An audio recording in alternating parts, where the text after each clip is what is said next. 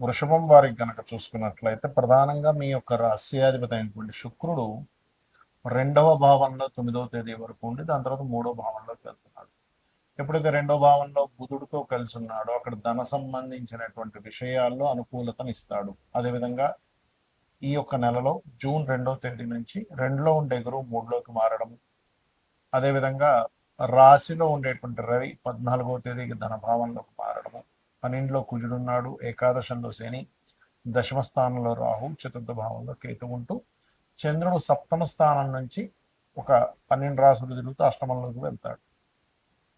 మరి ఈ యొక్క గ్రహస్థితిని అనుసరించి మీకు ఎలా ఉండబోతుంది, ఏ దేవత ఆరాధన చేయాలి, ఎటువంటి విషయాల పట్ల మీరు జాగ్రత్త వహించాలి అనేటువంటి విషయాలు చెప్తుంది నేనైనప్పటికీ చెప్పిస్తుంది సాక్షాత్ లలితా అమ్మవారిగా భావిస్తూ ఆ లలితాంబిక అమ్మవారి యొక్క అనుగ్రహం మీకు పరిపూర్ణంగా కలగాలని మనస్ఫూర్తిగా కోరుకుంటూ, ఇక్కడ మీకు ఎప్పుడైతే రాశిలో రవి ఉన్నాడో కొంచెం విద్యా సంబంధించిన విషయంలో ఆకర్షితులవ్వడము, కొన్ని కోర్సెస్ నేర్చుకోవడం జరుగుతూ ఆధ్యాత్మిక సంబంధించిన విద్యలకైతే చాలా పాజిటివ్గా ఉంటుంది. బట్ లౌకిక సంబంధించిన విద్యల విషయంలో కొన్ని ఇబ్బందులు వస్తూ ఉంటాయి. కాకపోతే 2వ భావంలో ఉండేటువంటి శుక్రబుధులు కొంతవరకు సంతాన యోగాన్ని,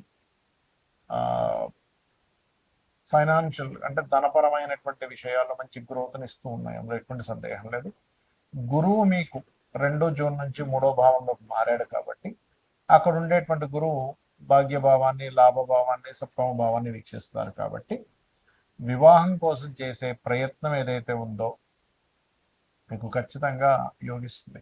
అయితే మీరు ఇక్కడ ఒక విషయం ఏంటంటే 7, 8 తేదీలు ఎట్టి పరిస్థితుల్లో ఉద్యోగం కోసం కొంతమందికి చూడండి, కొంతమంది ధనం కడుతూ ఉంటారు, మీరు ఎవరో గవర్నమెంట్ జాబ్ ఇప్పిస్తా అన్నారు, లేకపోతే బ్యాక్ డోర్ నుంచి ఏదో పంపిస్తా అన్నారు అన్నప్పుడు అటువంటి విషయాల్లో మోసపోయే యోగం నడుస్తుంది 7, 8 తేదీలు.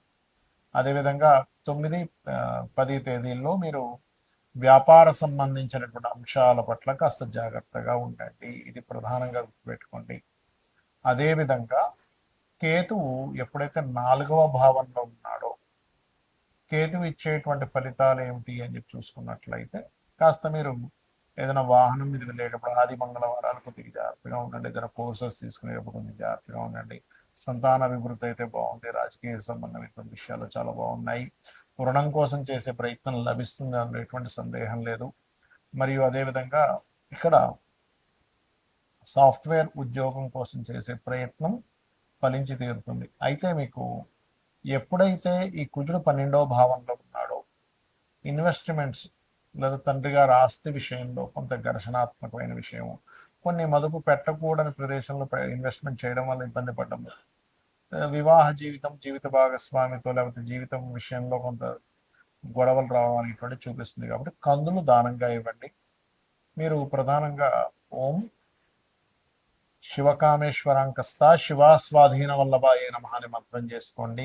కాస్త బీపీ లెవెల్స్ అవి ఎక్కువ ఉండేటువంటి వారు 21 జూన్ నుంచి కుజుడు లగ్నంలోకి వస్తున్నాడు కాబట్టి, అంటే రాశిలోకి వస్తున్నాడు కాబట్టి అక్కడి నుంచి కొద్దిగా జాగ్రత్త తీసుకోండి. విష్ణు సహస్రనామాలు ఎక్కువగా చేయండి, అన్ని విధాలా బాగుంటుంది.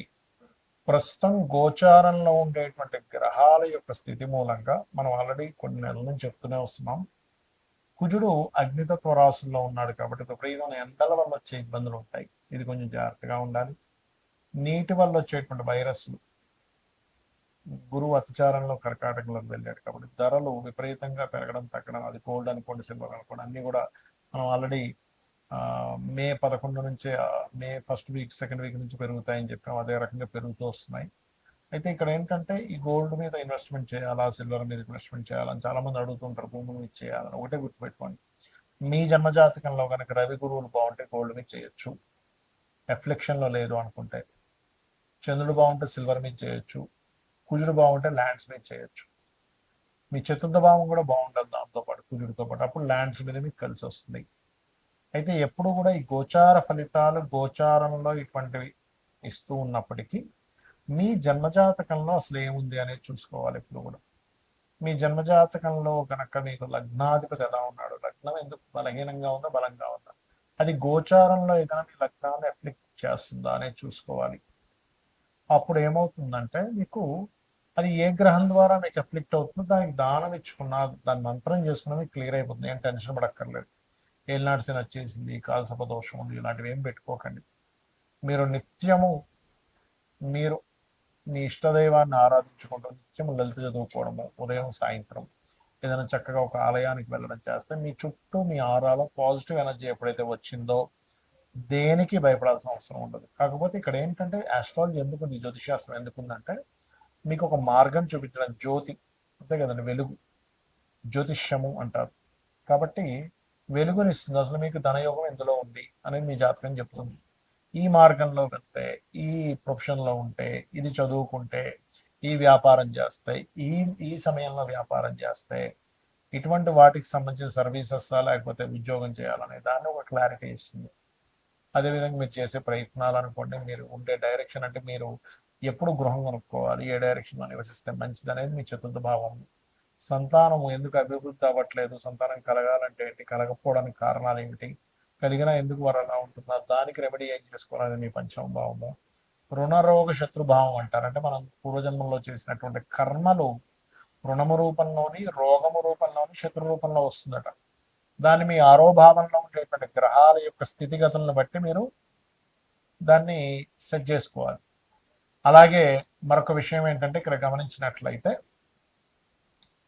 ఈ జాతక చక్రంలో ముఖ్యంగా మీకు అష్టమం అంటే ఆకస్మిక సంఘటనలు, దశమం వృత్తి, లాభం వ్యాపార సంబంధించినటువంటి విషయాలు ఏవైతే ఉంటాయో ఇక్కడ ప్రధానంగా మీ యొక్క పర్సనల్ చార్ట్లో ఎలా ఉంది అనేటువంటి విషయాలను చూసుకోవాలి.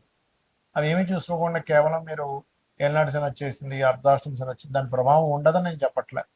అది ఉన్నప్పటికీ మీరు ఏలినాటి శని ఉన్న ఎవరైనా సరే ఓం అనాకలిత సాదృశ్య చుబుక శ్రీ విరాజిత అయిన మహామంత్రం చేసుకోవడము, గోవులకు కాస్త బెల్లము తినిపించడము, మరియు అదే విధంగా మరొక విషయం ఏంటంటే ఇక్కడ గమనించినట్లయితే ఈ యొక్క ఈ నిత్యము కూడా ఎల్నాటి శని ఉండేటువంటి వారు కాస్త శనివారం పూట కాస్త ఏంటంటే నువ్వులు నూనె ఒంటికి రాసుకొని దాని తర్వాత స్నానం చేయడం ద్వారా కూడా మీకు ఎల్నాటి శని యొక్క ప్రభావం తగ్గుతుంది, గుర్తుపెట్టుకోండి. ఇక మీరు ఇంకొక విషయం ఏంటంటే ఇక్కడ మీరు అర్థం చేసుకోవాల్సింది, ఇన్వెస్ట్మెంట్స్ చేసే విషయంలో, విదేశాలకు వెళ్ళే విషయంలో కూడా ఒక సమయం అనేటువంటిది ఉంటుంది. ఎప్పుడు ఇన్వెస్ట్మెంట్ చేయాలి, ఎప్పుడు ఇన్వెస్ట్మెంట్ చేయకూడదు, ఏ సమయంలో ఇన్వెస్ట్మెంట్ చేయడం వల్ల మీకు మంచి ఫలితాలు ఉంటాయి, ఏ సమయంలో ఇన్వెస్ట్మెంట్ చేయకపోవడం వల్ల మీకు మంచి ఫలితాలు ఉంటాయి కూడా ఉంటుంది. అది మీరు గోచారంలో 12వ భావంలో ఏ గ్రహం వచ్చి కూర్చుంది అనేటువంటిది చూసుకోవాలి. అది మీరు ఇది సమయం మంచి సమయమా కాదా అనేటువంటి నిర్ధారణ ఇస్తూ ఉంటుంది. ఆ రకంగా చేసుకుని మీకు ఇంకోటి ఏంటంటే ఉంగరాలు ఇలాంటివి పెట్టుకుంటూ ఉంటారు, నేను కాదనట్లేదు, దానివల్ల కొంత ఎనర్జీ, పాజిటివ్ ఎనర్జీ ఉంటుంది. కానీ మీరు ఏంటంటే తెలియకుండా, తెలుసుకోకుండా ఏది పడితే అది పెట్టేసుకుంటున్నారు. అలా కాదు, మీకు మీ జన్మజాతకంలో ఏ గ్రహం మీకు పాజిటివ్ ఫలితాలు ఇస్తుంది, ఆ గ్రహ సంబంధించింది ఇప్పుడు మీకు పెట్టుకోవచ్చా లేదా కొంతకాలం తర్వాత ఆ యొక్క ఉంగరాన్ని ధరించాలా అనేటువంటి విషయం మీ జన్మజాతకంలో నవగ్రహాల్లో ఏ గ్రహం మీకు పాజిటివ్గా ఉందో చూసుకుని దాన్ని పెట్టుకోవాలి. లగ్నానికి శుభుడు, పాపి, మనకి శనివర్గ లగ్నాలు, గురువర్గ లగ్నాలు అంటే 2 రకాలుగా ఉంటాయి. కాబట్టి దాన్ని బట్టి కూడా పెట్టుకుంటారు. కానీ దానికంటే అతి ముఖ్యంగా మీరు చూసుకోవాల్సింది మీ యొక్క లగ్నం శనివర్గమైనా గురువర్గమైనా కూడా మీ యొక్క జాతక చక్రంలో మీ గ్రహాల్లో ఏది స్ట్రాంగ్ గా ఉందో చూసుకుని పెట్టుకోవడం వల్ల మీకు మంచి ఫలితాలు రానున్నాయి, గుర్తుపెట్టుకోండి, వస్తాయి కూడా. ఇక నిత్యము దేవతారాధన చేసుకోవడం, నిత్య దీపారాధన చేసుకోవడం చేయండి, మీకు అన్ని విధాలా బాగుంటుంది. శ్రీమాత్రే నమః.